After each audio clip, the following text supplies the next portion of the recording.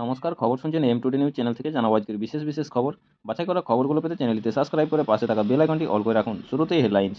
Dilip Ghosh on Mamata, ফের মমতাকে নিয়ে ভালো ভালো কথা দিলীপের। দিল্লিতে দাঁড়িয়ে স্পষ্ট কথা, মুখ বন্ধ বঙ্গ বিজেপির।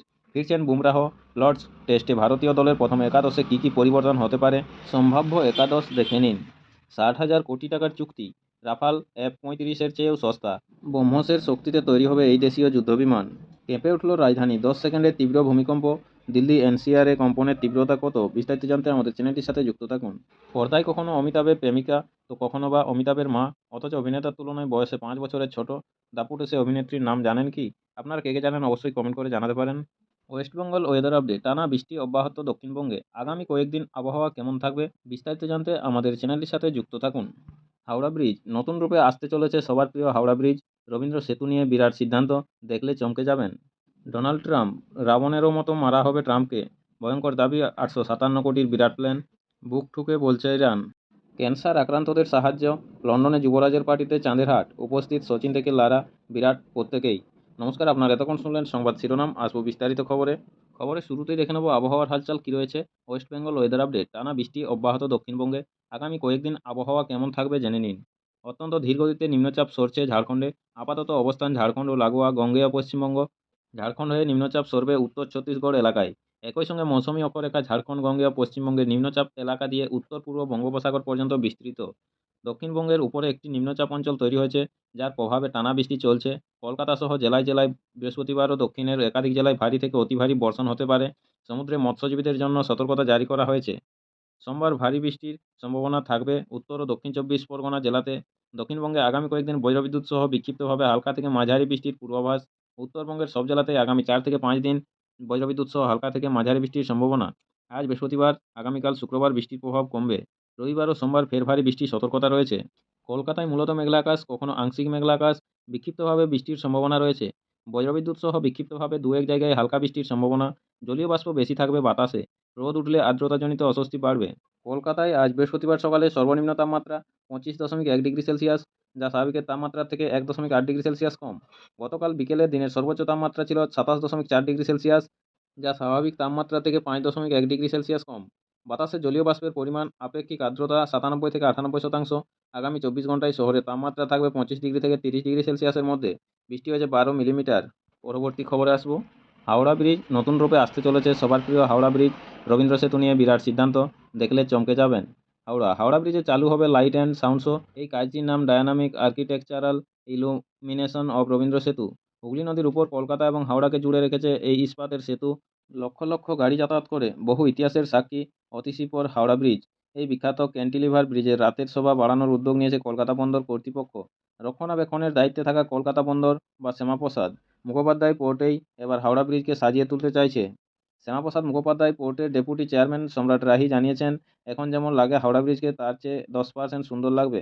আইফেল টাওয়ার এবং জেকের কাটিয়ার ব্রিজের মতো সাজিয়ে তোলা হবে। 8 থেকে 9 মাসের মধ্যে কাজ শেষ হবে। পরিকল্পনা নেওয়া হয়েছে বিশেষ 50 দিনে স্পেশাল ব্যবস্থা থাকবে। আবার প্রতিদিন আলো বদলের ব্যবস্থা থাকবে। আর সবাই এই লাইট অ্যান্ড সাউন্ড শো উপভোগ করতে পারবেন। বন্দর সূত্রে খবর, কানাডায় সেন্ট লরেন্স নদীর উপরে জ্যাকের কাটিয়ার ব্রিজ। এই ব্রিজে লাইট অ্যান্ড সাউন্ড শো হয়। এই ব্রিজের আদলেই হাওড়া ব্রিজকে সাজিয়ে তোলা হবে। আপাতত পরিকল্পনা হলো দুর্গাপুজো, স্বাধীনতা দিবসের মতো 50টি বিশেষ দিনে Howrah bridge light and sound show হবে। 5 থেকে 10 মিনিটের জন্য এই শো দেখানো হবে। টিকিট কেটে লাইট অ্যান্ড সাউন্ড শো দেখানোর ব্যবস্থা করা হবে। কেন্দ্র সরকার চাইছে পর্যটনে গতি আসুক, সে কথা মাথায় রেখে দ্রুত হাওড়া ব্রিজের নয়া লুক প্রকাশ হতে চলেছে। আপাতত সমস্ত পরিকল্পনা সেরে ফেলা হয়েছে। আগামী মাস থেকেই এই আলো বদলের কাজ শুরু হয়ে যেতে পারে। বন্দর কর্তৃপক্ষ জানিয়েছে, তারা বাংলা নববর্ষ থেকে এই বিশেষ আলোর খেলা দেখাবে রবীন্দ্র সেতুতে। আপনাদের সকলকেই বলা হচ্ছে, যারা নিয়মিত গুরুত্বপূর্ণ খবরগুলো শুনতে চান অবশ্যই আমাদের চ্যানেলটি সাবস্ক্রাইব করে রাখুন। ফিরে আসবো খবরে। দিলীপ ঘোষ অন মমতা, ফের মমতাকে নিয়ে ভালো ভালো কথা দিলীপের। দিল্লিতে দাঁড়িয়ে স্পষ্ট কথা, মুখ বন্ধ বঙ্গ বিজেপির। নয়াদিল্লি। শ্রমিক ভট্টাচার্য বিজেপির রাজ্য সভাপতি হিসেবে দায়িত্ব গ্রহণের পরে বহু বছর পরে বিজেপির সল্টলেকের অফিসে পা রাখতে দেখা গিয়েছিল দিলীপ ঘোষকে। অবশেষে দেখা গিয়েছিল ঐক্যবদ্ধ বঙ্গ বিজেপির ছবি। এর মাঝেই ফের চর্চায় দিলীপ। তৃণমূল নেত্রী মমতা বন্দ্যোপাধ্যায় প্রসঙ্গে আবারও সর্বসমক্ষে ইতিবাচক মন্তব্য করতে দেখা গেল তাকে।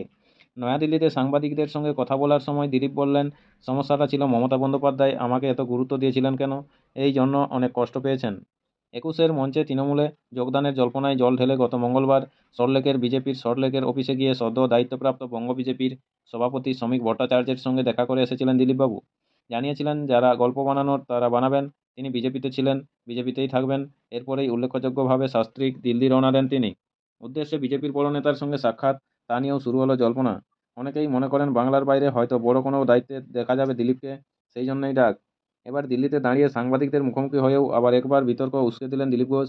গত বুধবার দলের সর্বভারতীয় যুগ্ম সাধারণ সম্পাদক সংগঠন শিবপ্রকাশের সঙ্গে সাক্ষাৎ সেরে বেরোলেন। পরে সাংবাদিকদের সঙ্গে কথা বলার সময় তাকে প্রশ্ন করা হয়, আপনি মমতা বন্দ্যোপাধ্যায়ের প্রশংসা করে দেওয়ার পরে দল অস্বস্তিতে পড়েছিল। উত্তরে দিলীপ বলেন, আমি তো সবার প্রশংসা করি, দেখেছেন আমায় কখনো বিনা কারণে কারো বিরুদ্ধে কোনো কথা বলতে। কারোর সাথে আমার শত্রুতা নেই, প্রশংসা করব না কেন? প্রশংসা করিনি, আমি বলেছি যে যারা এত বড় বড় কথা বলছে তাদের নামেও তো কেস আছে। আজ যাকে নিয়ে এত চর্চা তার নামে কেস নেই, যার নামে কেস নেই তার সাথে বসলে আমি খারাপ হয়ে যাব। এরপরেই দিলীপ জানান, দীঘায় মমতার সঙ্গে দেখা করায় দলের কর্মীরা অস্বস্তিতে ছিলেন না, কয়েকজন অস্বস্তিতে ছিলেন। মমতা বন্দ্যোপাধ্যায় তাকে কেন গুরুত্ব দিয়েছেন ভেবে তারা কষ্ট পেয়েছেন বলে মন্তব্য করেন দিলীপ। দীঘায় জগন্নাথ মন্দির উদ্বোধনের দিন সস্ত্রীক সেখানে গিয়েছিলেন দিলীপ ঘোষ। মমতা বন্দ্যোপাধ্যায়ের পাশে বসে প্রসাদও খেয়েছিলেন। সেই পর্বের পরেই বঙ্গ বিজেপির একাংশের রোষানলে পড়েন দিলীপ। দিলীপের এমন মন্তব্য ঘিরে অবশ্য এখনও কোনো প্রতিক্রিয়া দেখা যায়নি বঙ্গ বিজেপির তরফে। ফিরছেন বুমরাহ, লর্ডস টেস্টে ভারতীয় দলের প্রথম একাদশে কী কী পরিবর্তন হতে পারে, সম্ভাব্য একাদশ দেখে নিন। আজ বৃহস্পতিবার থেকে লর্ডসে শুরু হচ্ছে ভারত বনাম ইংল্যান্ড তৃতীয় টেস্ট। বার্মিংহ্যামে গত টেস্টে জেতার পর সিরিজে সমতায় ফিরেছে টিম ইন্ডিয়া, এবার খেলা লর্ডসে। এই টেস্টের দল বুধবারই জানিয়ে দিয়েছে ইংল্যান্ড 4 বছর পর টেস্ট খেলবেন জোফরা আর্চার। ভারতের দলে জসপ্রীত বুমরাহ ফিরেছেন।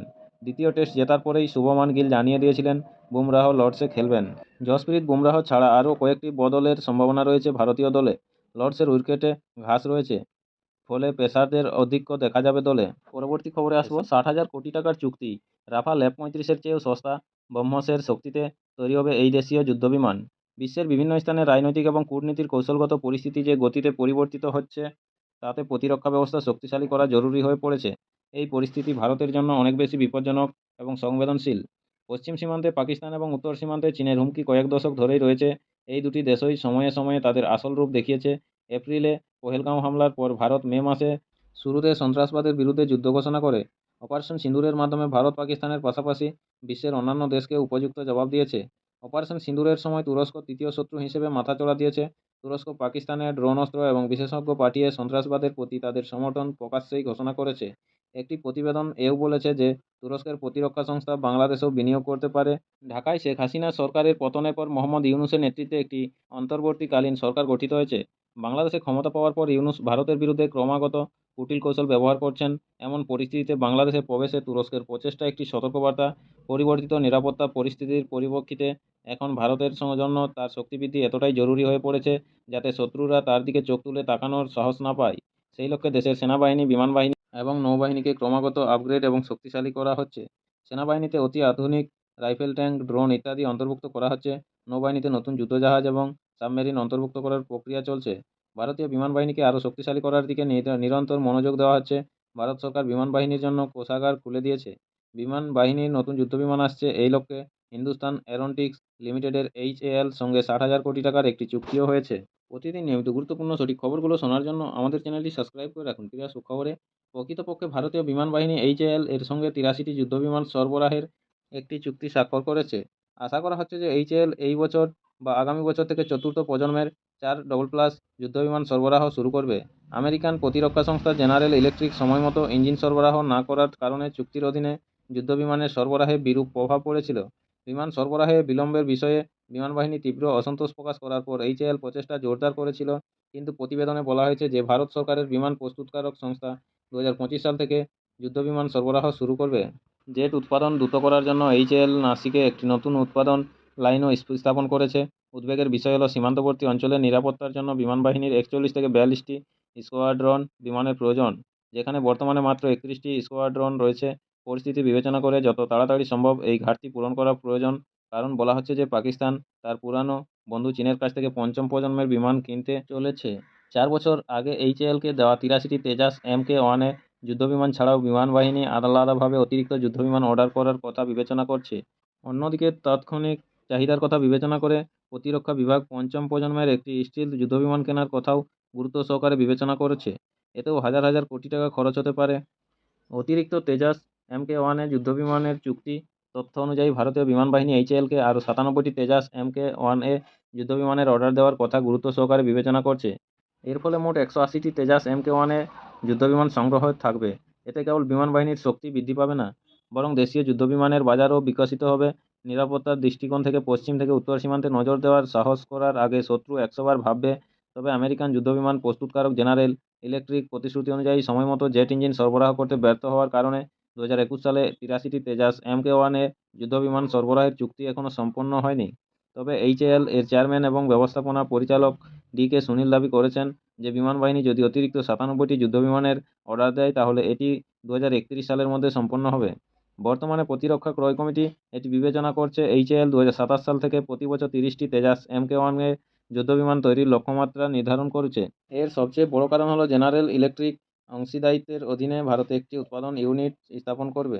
ব্রহ্মস অস্ত্র MK-2 সম্মিলিত শক্তি তেজাস MK-1 ফাইটার জেটটি পূর্ববর্তী ফাইটার বিমান থেকে অনেক দিক থেকে আলাদা হতে চলেছে। নমস্কার, এখনকার স্থানীয় সংবাদটি এই পর্যন্তই। পরবর্তী সংবাদটি পেতে চ্যানেলটিতে সাবস্ক্রাইব করে পাশে থাকা বেল আইকনটি অল করে রাখুন। সবাই ভালো থাকুন, সুস্থ থাকুন। দেখা হচ্ছে পরের আপডেট খবরে। ধন্যবাদ।